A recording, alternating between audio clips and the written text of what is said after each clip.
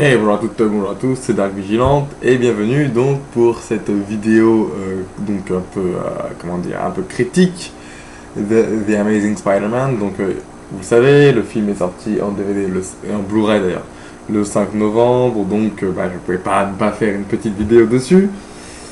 Donc ce que je vais faire, c'est une comparaison entre ce film-là et le film de Sam Raimi que j'ai paumé d'ailleurs, que j'avais.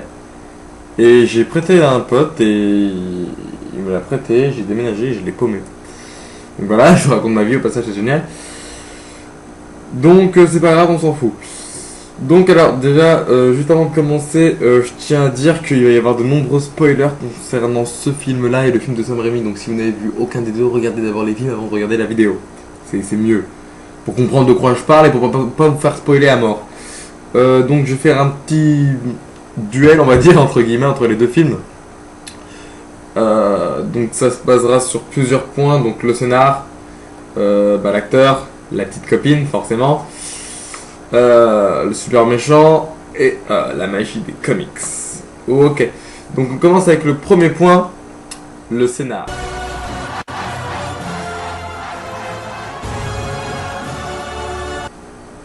Alors, le scénar. Déjà, on a deux films donc, qui se ressemblent énormément, puisque tous les deux retracent les origines de Spider-Man, de l'homme araignée en VF. Donc on a les scènes habituelles de la mythologie de l'homme araignée, à savoir la morsure, la mort d'Oncle Ben, et puis je crois que c'est tout. Dans les grandes lignes, c'est tout. Par contre, on a pas mal de références. On a déjà les références donc, des dîners de famille. Donc on a un dîner de famille chez les... Enfin, pas vraiment chez les Osborn, mais plus ou moins dans le 1. Pour Thanksgiving, on a un dîner de famille chez les Stacy dans celui-là. C'est pas mal de références.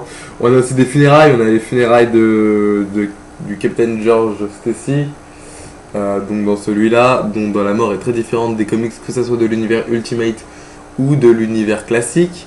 Et on a les funérailles d'Osborn dans Spider-Man 1 de Sam Raimi. Donc pas mal de références et de passages entre ces deux films.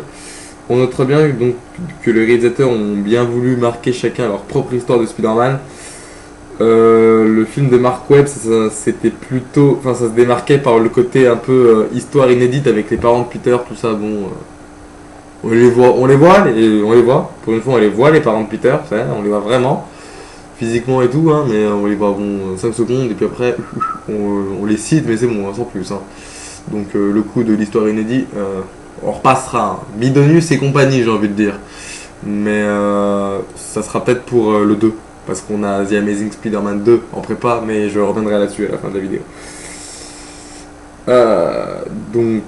Voilà, donc le scénario par contre de Mark Webb pour The Amazing est beaucoup plus sombre. Et c'est vraiment ça que je trouve génial, quoi. C'est vraiment un Spider-Man méga violent, quoi. Je veux dire, quand il cherche l'assassin de son oncle, la scène où il parcourt tout New York pour trouver l'assassin de son oncle, mais elle est impressionnante. C'est un truc de malade. La musique, l'ambiance et le jeu de l'acteur, mais c'est un truc de ouf, c'est juste génial, quoi.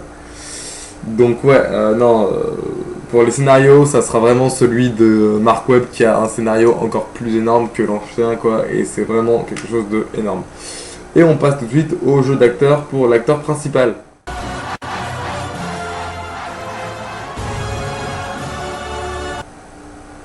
Et donc on passe au jeu d'acteur principal, donc on a Andrew Garfield dans le rôle de Spider-Man pour The Amazing Spider-Man, et pour Spider-Man de Sam Raimi, on a Tobey Maguire. Bon, alors là, on va pas y aller par quel chemin. C'est Andrew Garfield qui a la meilleure interprétation, tout simple. L'autre, il a le charisme d'une moule, il fait pitié, il a une tête de débile. Enfin, c'est un peu le concept de Peter Parker au début quand il a pas ses pouvoirs, mais non, franchement, il fait un peu trop pitié. Et l'autre, franchement, il a vraiment la classe, Andrew Garfield dans Spider-Man, c'est un truc de ouf. Même quand il a pas encore ses pouvoirs, il a la classe. C'est un truc de malade. Bon d'ailleurs, c'est même si l'interprétation d'Andrew Garfield elle s'éloigne un peu de celle des comics, notamment en ce qui concerne l'assurance, parce que à un moment dans le film, il va s'embrouiller. Même en n'ayant pas ses pouvoirs, le gars va s'embrouiller et tout, donc enfin, il va se défendre, il va pas se laisser faire. C'est vraiment quelque chose d'énorme. Donc, non, franchement, il est beaucoup meilleur. Enfin, Andrew Garfield, le jeu d'acteur d'Andrew Garfield est 10 fois plus meilleur que celui de Tobey Maguire. Il n'y a pas à tortiller, c'est. Ah non, Tobey Maguire, enfin, n'importe quoi. Andrew Garfield, pour moi, c'est le Spider-Man. Fin de l'histoire. On va chercher plus loin. Et on va passer au rôle donc de la petite amie, donc dans les deux Spider-Man.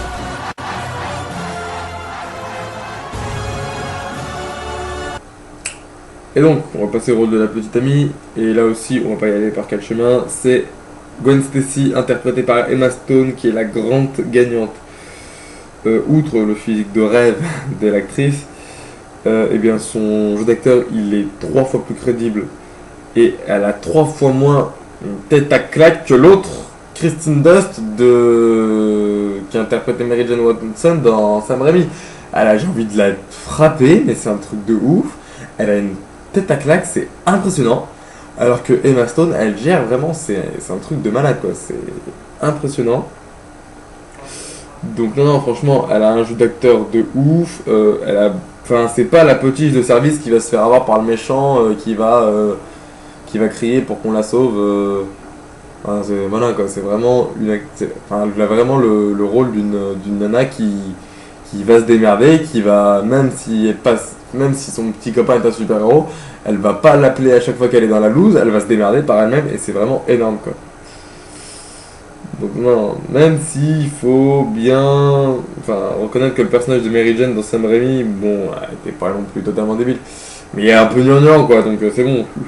C'était un peu la demoiselle en détresse de service, alors que Gwen Stacy, là, elle est vraiment représentée comme une nana sûre d'elle, qui sait ce qu'il veut, et elle a hâte de chialer pour un oui ou pour un non, quoi. Et franchement, elle gère, quoi. Donc, non, non. Gwen Stacy, là aussi, met une pâtée monumentale à Kristen Dust en tant que petite copine de Spider-Man. Dans son rôle de Gwen Stacy, même si les fans de comics savent ce qui doit arriver à Gwen Stacy ou à un moment ou à un autre. Hein, j'en dirai pas plus. Donc, non, non, encore un point pour The Amazing Spider-Man.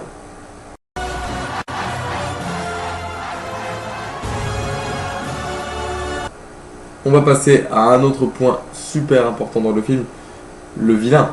Et ouais, le vilain. Donc, je vais refaire rapidement le tour des vilains, donc attention, grand risque de spoiler. Le vilain pour The Amazing Spider-Man, c'était eh bien le lézard, donc Dr. Curtis Connors le lézard. Et pour, le Spider-Man de Sam Raimi, c'était roulement de tambour. The Green Goblin, donc le bouffon vert, alias Norman Osborn, interprété par William Duff, et là, il met KO Kurt Connors, mais haut la main, quoi. Franchement, l'interprétation de William Duff, elle est magistrale, même si celle de Ivan Reis était quand même pas mal, faut le dire. Non, l'interprétation de William Duff, elle est magnifique, surtout en ce qui concerne la schizophrénie et la folie de son perso. C'est un truc de ouf, il l'a trop bien retranscrit, c'est un point vachement mis en valeur. Enfin, le bouffon vert de chez Sam Raimi, il est impressionnant. Il fait flipper, c'est un truc de ouf. Moi, quand j'étais gamin, je me rappelle quand j'ai vu Spider-Man 1 pour la première fois de ma vie, je devais avoir 6 ans. Ouais. Bref, je devais avoir 6 ans. Je l'ai vu au cinéma, mais il m'a fait flipper. C'est un truc de ouf. Il m'avait fait flipper le bouffon. Et ouais, c'était vraiment quelque chose d'impressionnant, quoi. Donc, ouais, donc franchement, le Norman Osborn de Sam Raimi, il est juste énorme. Il y a une scène qui est monstrueuse. C'est la scène du repas avec Tante May, Harry, MJ, Norman et Peter. Et la scène où, je sais pas, à un moment, il a une embrouille avec Tante May et elle lui donne les couteaux pour découper la dinde et il aiguise les couteaux et il la regarde avec un putain de sourire de sadique. Elle est énorme cette scène, elle m'a tué. Elle m'a tué. Et franchement, c'est une des scènes qui est juste énorme dans le film. Mais toutes les scènes avec le bouffon, elles sont énormes. La scène de fin, elle est juste magistrale. Donc non, non, franchement, le bouffon qui gagne haut la main franchement, qui gagne haut la main comment dire, cette manche entre super vilains. Le bouffon gagne sans aucune hésitation, franchement. Et donc on va passer au dernier point qui est la magie des comics retranscrits dans le film.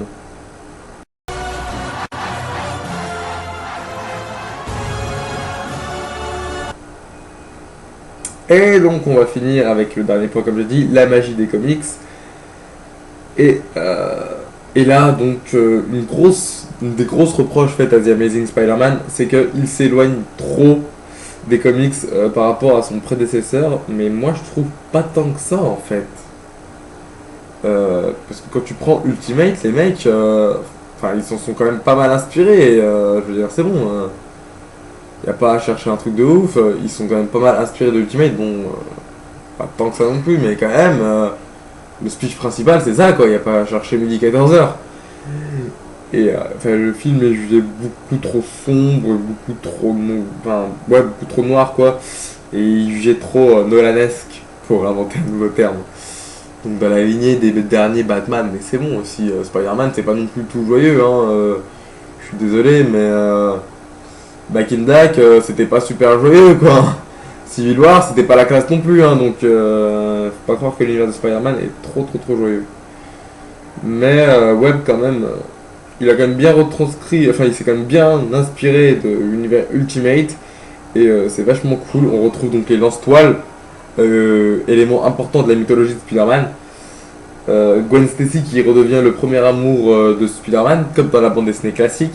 Donc quand même pas mal de bonnes références, plus que Sam Raimi qui lui avait fait un univers un peu plus, on va dire, joyeux. Hein. Déjà le coup de la toile organique, je sais pas où il a vu ça le mec, je sais pas où il a vu ça du tout. Mais non, là, enfin, à l'univers des comics, je pense que Sam Raimi et Mark Webb se valent à ça, quoi. Hein, parce que, non, franchement, je pense qu'ils se valent à pas grand chose. Même si je pense que Spider-Man 1, enfin, comment dire, Spider-Man 1 est un peu plus proche du comics que The Amazing, mais bon, là encore, ça reste à débattre pendant des heures et des heures durant. Donc voilà, donc le classement est plus ou moins terminé. Bien sûr, on pourrait débattre pendant des heures sur le costume, la personnalité du héros, les scènes, blablabla, c'est bon. J'en passe des meilleurs, mais bon, là on va dire que quand même The Amazing Spider-Man est un peu mieux que Sam Raimi, je suis totalement d'accord avec ça. Je ne fais pas ça parce que The Amazing Spider-Man est le dernier film sorti, donc non, franchement j'ai beaucoup de recul avec ce film. Le film de Sam Raimi, de toute façon le premier est mon Sam Raimi de Spider-Man préféré. Donc non, c'est vraiment un truc objectif et pas subjectif parce que c'est le dernier des Spider-Man sorti au cinéma, hein, vous inquiétez pas. Tout à l'heure je parlais donc de potentielle suite, donc c'est même pas de potentielle suite, c'est qu'il y a une trilogie normalement de prévu sur les Amazing. Donc le 2 est en préparation, on a déjà un super vilain qui a été annoncé, qu'il y a une rumeur comme quoi ça serait Electro, interprété par Jimmy Fox. On a une actrice en lice pour le rôle de Mary Jane Watson. On a quelqu'un qui est fortement soupçonné pour le rôle de Harry, je crois. La scène de fin de The Amazing Spider-Man est une énorme porte ouverte aux deux. Et je suis désolé. Donc là, attention aussi, spoiler. Le gars qui va voir Connors dans sa cellule à la fin, c'est Osborn. Il n'y a pas à me dire c'est Vautour, c'est Mysterio, je sais pas trop qui. C'est Osborn. Fin. Il n'y a pas à tortiller. Le mec, il est omniprésent du début à la fin du film. On parle de lui tout le temps, on le voit jamais. Et là, vous n'allez pas me faire croire que la personne qui vient voir Osborn dans sa cellule, non pas Osborn, Connors dans sa cellule, ça serait le Vautour. Pourquoi lui? Je veux dire, ça n'a aucun sens, quoi. C'est forcément Osborn. Déjà, la voix qui part de Traviol est vachement aiguë. C'est le bouffon, il n'y a pas à chercher. Et ça peut être que lui. Il lui parle des parents de Peter. Je vois pas pourquoi Mysterio ou le Vautour lui parlerait des parents de Peter. Il y a rien. Donc ça peut être que Osborn. Arrêtez de me dire c'est lui. Non, c'est Osborn. Enfin, voilà. J'ai mon petit coup de colère parce que j'ai vu des trucs assez impressionnants. Donc non, pour moi, c'est sûr et certain, c'est Osborn. Et il sera le méchant du 2. Et ça va être juste énorme. Parce que le bouffon, c'est le méchant par excellence de Spider-Man après Venom. Donc voilà, bah écoutez, j'en ai fini pour cette vidéo un peu critique de The Amazing Spider-Man. Et je vous dis salut et à bientôt pour de nouvelles vidéos. Bye bye.